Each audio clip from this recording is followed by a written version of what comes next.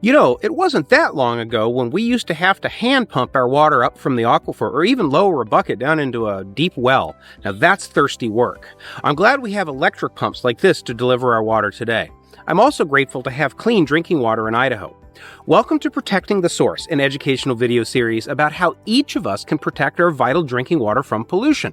I'm your host, Jim Eakins, University of Idaho Extension water educator.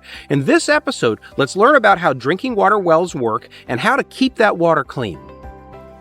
A well is basically a big straw that accesses groundwater.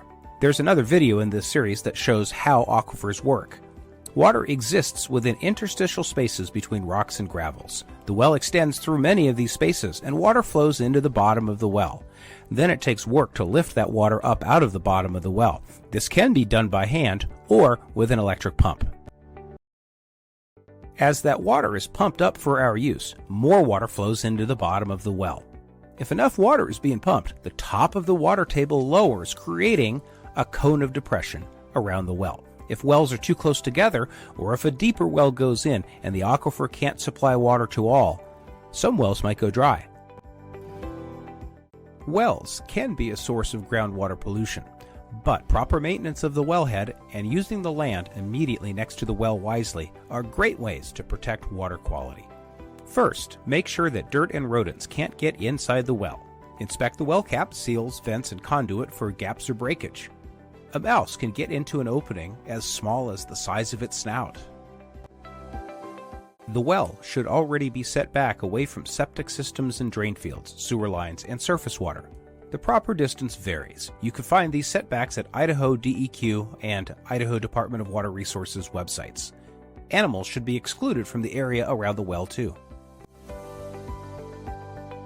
Also, make sure that agricultural chemicals are not mixed or loaded or equipment cleaned out near a wellhead. Then there's the task of periodically testing the well water for contaminants. There's no Idaho requirements for private, non-community wells to be tested. But it's smart because some contaminants can make people really sick really fast, and other contaminants can cause harm over time. Nitrate, bacteria, iron, manganese, and arsenic are common contaminants in Idaho. You should test a private well for nitrate and bacteria at least once per year, and nitrate more often if a pregnant person or an infant will be using the water.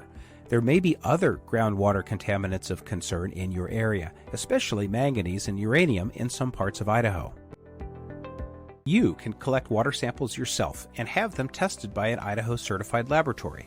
You just need to carefully follow instructions provided by the testing lab and use their sampling bottles. Idaho Department of Health and Welfare has contact info for labs certified to test drinking water.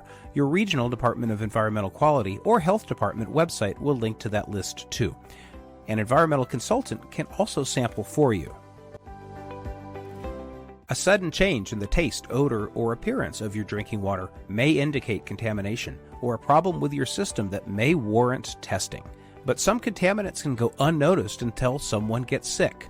Contact your local public health district for advice.